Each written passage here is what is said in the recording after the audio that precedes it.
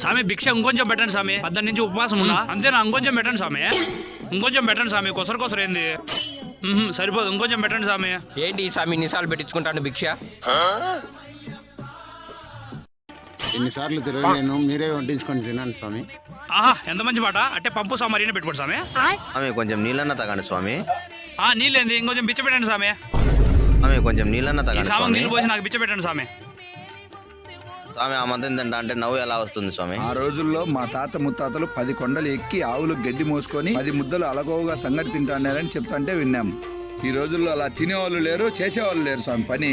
ఆ స్వామి బాగా తింటాడు, సంతోషంగా తినండి స్వామి. ఈ భిక్షదాత